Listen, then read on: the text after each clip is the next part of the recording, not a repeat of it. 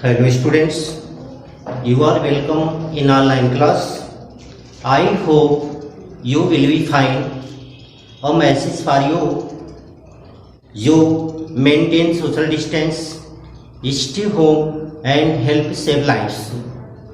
आज हम लोग क्लास 8 में जो ग्रामर है उसमें टेंस को हम कैसे बनाते हैं, टेंस के कितने प्रकार होते हैं, इसको सीखना है कि जो हमारे टेंस होते हैं वो क्या होते हैं। तो जो भी 8 क्लास के स्टूडेंट्स हैं वो अपना ध्यान इस पे देंगे और सीखेंगे कि होता क्या है। सबसे पहले हम लोग ये जान लें कि टेंस होता क्या है। टेंस का मतलब होता है काल, काल का मतलब होता है समय। जिस प्रकार से टेंस इज अ कॉन्सेप्ट, यह एक अवधारणा होती है। अवधारणा का मतलब हम एक इसको मान लेते हैं समय को, ये हमारी एक कॉन्सेप्ट है, अवधारणा है और उसी को हम टेंस कहते हैं। जैसे जो सबसे स्मॉलेस्ट इकाई होती है समय को मेजरमेंट करने के लिए, मापने के लिए, वो होती है सेकंड। सेकंड के बाद आता है मिनट, मिनट के बाद आता है घंटे, घंटे के बाद बनते हैं दिन, उसके बाद बनता है सप्ताह बनता है, फिर महीने बनते हैं, फिर वर्ष बनते हैं। तो जब किसी समय का वाक्यों में प्रदर्शन होता है उसी को हम काल या टेंस कहते हैं। तो हमारा जो काल होता है वो जो टेंस होता है उनके कितने टाइप्स होते हैं, कितने काइंड होते हैं, हमको इसको जानना है। तो हमारा टेंस का मतलब काल या समय, यह एक समय का मापन है। समय के मापन के साथ साथ जब वाक्यों में समय का प्रदर्शन होता है उसी को हम टेंस या काल कहते हैं। तो हमारा जो टेंस होता है, सबसे पहले इसकी काइंड होती हैं प्रेजेंट टेंस जिसको हम वर्तमान काल कहते हैं, पास्ट टेंस जिसको हम भूतकाल कहते हैं, फ्यूचर टेंस जिसको हम भविष्य काल कहते हैं। प्रेजेंट टेंस का मतलब ये हुआ कि जो काम हो रहा होता है वर्तमान में उसको हम प्रेजेंट टेंस कहते हैं। जो काम बीत चुका है, यानी काम जो करने या होने का जो समय है वो बीत चुका है, उसको हम पास्ट टेंस कहते हैं। जो काम भविष्य में होगा लेकिन ये सर्टेन नहीं है, ये निश्चित नहीं है कि काम कब होगा, इसको हम फ्यूचर टेंस कहते हैं। अब वो सबसे पहले ये जो प्रेजेंट टेंस होता है उसमें कितने प्रकार के सेंटेंसेस बनते हैं ये जानना है। जो प्रेजेंट टेंस होता है उसमें 4 प्रकार के सेंटेंसेस बनते हैं। First we call the indefinite, यानी जो पहला सेंटेंस बनता है वो इंडेफिनिट होता है। दूसरा जो है कॉन्टिन्यूअस है, जो थर्ड है वो परफेक्ट है, उसके बाद परफेक्ट कॉन्टिन्यूअस। यानी इस तरह से present indefinite, present continuous, present perfect और प्रेजेंट परफेक्ट कॉन्टिन्यूअस। फिर ये जो प्रेजेंट इंडेफिनिट होता है उसमें भी 4 प्रकार के सेंटेंसेस बनते हैं जिनको हम अफर्मेटिव, निगेटिव, इंट्रोगेटिव और इंट्रोगेटिव नेगेटिव कहते हैं। यानी अफर्मेटिव का मतलब साधारण वाक्य होता है, नेगेटिव का मतलब नकारात्मक वाक्य होता है, और इनको जब हम इंट्रोगेटिव और नेगेटिव को एक साथ मिला देते हैं तो ये बन जाता है इंट्रोगेटिव नेगेटिव।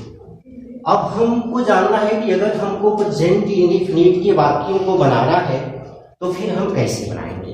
प्रेजेंट इंडेफिनिट के वाक्य को बनाने के लिए सबसे पहले इसकी पहचान करेंगे। पहचान क्या होती है इसको जानेंगे और पहचान के आधार पर हम इन वाक्यों का ट्रांसलेट करेंगे।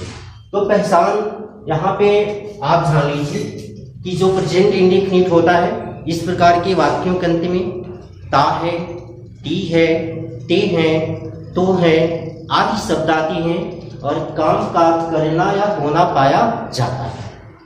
आप इनकी पहचान को एक बार पुनः सुन लीजिए। यानी इन प्रकार के वाक्यों के अंत में ता है, ती है, ते है, तो है आदि शब्द आते हैं और काम का करना या होना पाया जाता है, अर्थात काम वर्तमान में होता है, ये इसको दर्शाता है। अब इसको जो बनाने की रूल होती हैं, जो नियम होते हैं, वो पहला इसका रूल है ही, सी, इट, और एक वचन कर्ता के साथ, अर्थात सिंगुलर नंबर का जो आप सब्जेक्ट होता है, कर्ता होता है, उसके साथ हम मेन वर्ब की फर्स्ट फॉर्म में यस और यस जोड़ देते हैं। फर्स्ट रूल है। सेकंड जो रूल है, आई, वी, यू, दे और बहुवचन कर्ता के साथ, यानी जब प्लूरल नंबर में जो सब्जेक्ट होगा उसके साथ हम मेन वर्ब की फर्स्ट फॉर्म में यस और यस नहीं जोड़ेंगे और इसमें किसी भी हेल्पिंग वर्ब का हम प्रयोग नहीं करते। अब फार्मूला इसका हम ले सकते हैं कि जो पहला है उसको बनाएंगे तो सब्जेक्ट की प्लस मेन वर्ब की फर्स्ट फॉर्म प्लस उसमें यस और यस जोड़ देंगे प्लस ऑब्जेक्ट होगा। दूसरा जो है वह सब्जेक्ट प्लस मेन वर्ब की फर्स्ट फॉर्म होगा और प्लस ऑब्जेक्ट भी समाप्त हो जाएगा। अब इस तरह से हम सेंटेंसेस को बना सकते हैं, देख सकते हैं। यहाँ पे है सीता एक मधुर गाना गाती है। आप देखिए, सबसे पहले अगर इसको बनाना है तो हम ढूंढेंगे सब्जेक्ट को और सब्जेक्ट को ढूंढने के लिए हम कौन अगर लगा करके पूछेंगे प्रश्न तो जो उत्तर में प्राप्त होगा वही कर्ता होगा। यानी सबसे पहले हमको कर्ता को ढूंढना है, सब्जेक्ट को ढूंढना है और कर्ता का मतलब होता है काम को करने वाला। सीता एक मधुर गाना गाती है। प्रश्न कर लीजिए कि मधुर गाना कौन गाता है। ये उत्तर में आपको मिल जाएगा सीता। ये सीता जो है वो सब्जेक्ट हो। अब हमको क्या ढूंढना है, हमको अब ये ढूंढना है कि इसमें मेन वर्ब कौन है। अब ये क्या गा रही है, तो ये गाना गा रही है। अब ये गाना क्या हो गया, गाती है, ये मेन वर्ब है और कौन सा काम कर रही है, यानी गाने का, और गा रही है तो कैसा, यानी मधुर गीत। ये हो गया ऑब्जेक्ट। तो इस तरह से सब्जेक्ट का मतलब एक नंबर आप मान लीजिए, जो काम हो रहा है गाने का, यानी सीता कौन सा काम कर रही है, गाने का, तो ये हो गया मेन वर्ब 2 नंबर।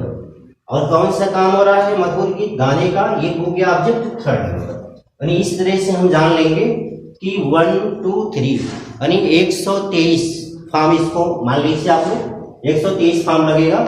इसका मतलब सब्जेक्ट को 1 नंबर पे और मेन वर्ब को 2 नंबर पर और ऑब्जेक्ट को 3 नंबर पे। ये हो जाएगा सीता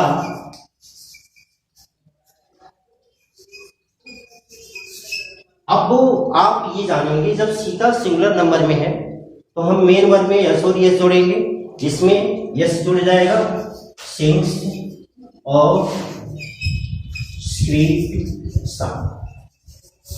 यानी इस तरह से हम देख लिए कि सीता सिंग्स और स्वीट सॉन्ग। एक डाउट आपके मन में आ रही होगी कि कहां पर हम यस जोड़ेंगे और कहां पे यस जोड़ेंगे।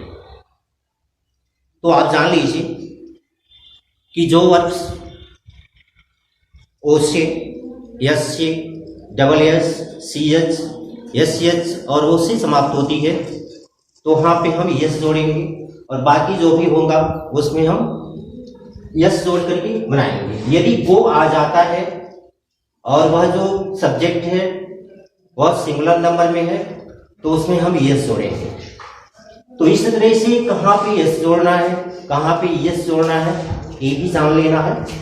और उस हिसाब से यहाँ पे जो सीता है वह सिंगुलर नंबर में है और जो वर्ब है उसमें यहाँ पे यस जुड़ा है। एक और हम देख सकते हैं, मैं अपना पाठ याद करता हूँ। अब फिर वही बात प्रश्न करके पूछ लीजिए, कौन लगा के हम पूछेंगे, कर्ता हमारा मिल जाएगा और कर्ता जो होगा, सब्जेक्ट जो होगा वो 1 नंबर हो जाएगा। तो अपना पाठ याद कौन करता है, तो उत्तर में मिला मैं, ये हो गया सब्जेक्ट। कौन सा काम हो रहा है, याद करने का, ये हो गया मेन वर्ब। क्या याद किया जा रहा है, अपना पाठ, ये हो गया ऑब्जेक्टिव। जैसे कि ऊपर बताए हैं कि 123 नंबर आपका यूज करना है, फार्मूला जो है। अब उसी स्थान पे इनको लिख देना है, उसी सीक्वेंस में, उसी क्रम में लिख देना है। अब नंबर 1 में आ जाएगा मैं का मतलब होगा आई। अब काम कौन सा हो रहा है, पाठ याद करने का, तो आई लर्न।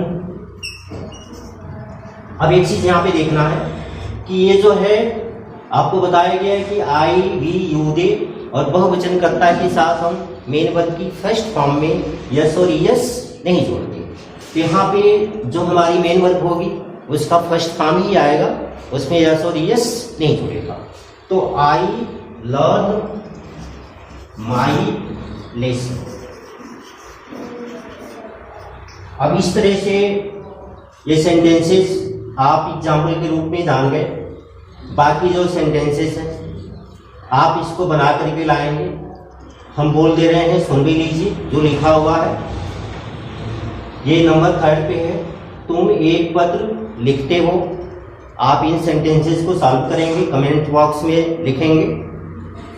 वे अपना पाठ याद करते हैं, वह स्कूल जाता है, हम हॉकी खेलते हैं। और इस बेस इस टाइप के और भी सेंटेंसेस जो हैं उसको आप सॉल्व कर सकते हैं इस बेस पे। अब इसी सेंटेंस का हम लोग नेगेटिव भी जान लें। नेगेटिव में करने के लिए हमको कुछ नहीं करना है, ये जो इसका पहचान होता है वही होती है। और इसके भी अंत में ता है, ती है, ती है, तो है रहेंगे, लेकिन इसमें नहीं शब्द लगा रहेगा। नहीं का मतलब होता है नॉट या नेवर। तो इस तरह से नहीं शब्द होने का मतलब हम किसी काम को करने होने से डिनाई कर देते हैं, मना कर देते हैं। इसी को हम नकारात्मक वाक्य कहते हैं। उस काम को हम स्वीकार नहीं करते, उसको करने होने से मना कर देते हैं। तो इस तरह से इसकी पहचान वही है कि इसके अंत में भी ता है, ती है, ते है, तो है होगा और इसमें नहीं लगा होगा। लेकिन जब वाक्य में, किसी वाक्य में कभी नहीं हो तो उसके लिए हम नॉट का प्रयोग, डू नॉट या डज नॉट का प्रयोग नहीं करते हैं, हम नेवर का प्रयोग करते हैं। तो पहचान हो गई। बनाने का नियम जान लीजिए। ही, सी, इट और एक वचनकर्ता के साथ हम डज नॉट का प्रयोग करते हैं। आई, वी, यू, दे और वह वचनकर्ता के साथ हम डू नॉट का प्रयोग करते हैं। लेकिन यदि वाक्य में कभी नहीं आया हो तो उसके लिए हम नेवर का प्रयोग करते हैं। तो इस तरह से पहचान जान गए, इसकी बनाने के रूल जान गए। एक बार इसके रूल को और आप सुन लीजिए। यानी ही, सी, इट और एक वचनकर्ता के साथ हम डज नॉट का प्रयोग करते हैं। और जब डज नॉट का या डू नॉट का प्रयोग करेंगे तो मेन वर्ब की फर्स्ट फॉर्म का प्रयोग करेंगे, उसमें यस और यस नहीं जोड़ेंगे।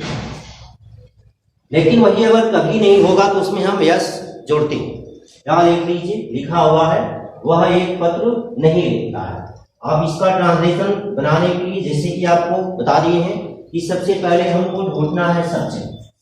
सब्जेक्ट के बाद हमको हेल्पिंग वर्ब का प्रयोग करना है, फिर हमको मेन वर्ब का प्रयोग करना है और फिर हमको ऑब्जेक्ट का प्रयोग करना है। यानी इन 4 चीजों को ढूंढेंगे।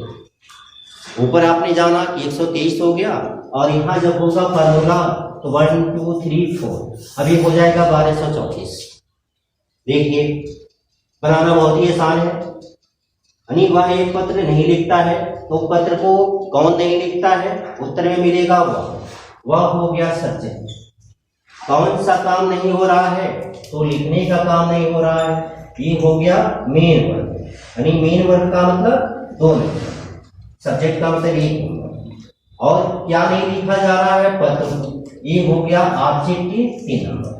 तो हो जाएगा he does not write letter. He does not write letter। अब यहाँ पे आपको ये देखना है कि डू का प्रयोग करेंगे कि डज का प्रयोग करेंगे। अब इससे साबित हो गया कि सिंगुलर नंबर में है, यानी ही शी जब आएगा तो हम वहाँ पे डज नॉट का प्रयोग करेंगे। यही आई वी यू दे हो जाएगा तो वहाँ पे हम डू नॉट का प्रयोग करेंगे। एक इसका भी एग्जाम्पल हम ले लेते हैं। वे हॉकी नहीं खेलते हैं, तो हॉकी कौन नहीं खेलता है, आपको उत्तर में मिलेगा कि वे, ये हो गया सब्जेक्ट। और कौन सा काम नहीं हो रहा है, तो खेलने का काम नहीं हो रहा है, ये हो गया मेन वर्ब। इसका मतलब 2 नंबर। और क्या नहीं खेला जा रहा है, तो हॉकी नहीं खेला जा रहा है, ये हो गया आपका ऑब्जेक्ट। तो ऑब्जेक्ट का मतलब 3 नंबर। अब नहीं के लिए हम हेल्पिंग वर्ब का प्रयोग करेंगे, ये हो गया आपका हेल्पिंग वर्ब। तो यहाँ पे subject 1 number, helping verb 2 number और मेन वर्ब 3 नंबर और ऑब्जेक्ट 4 नंबर हो जाएगा। अभी आप इसको आसानी से बना सकते हैं। Take, do not play hockey. Take, do not play hockey.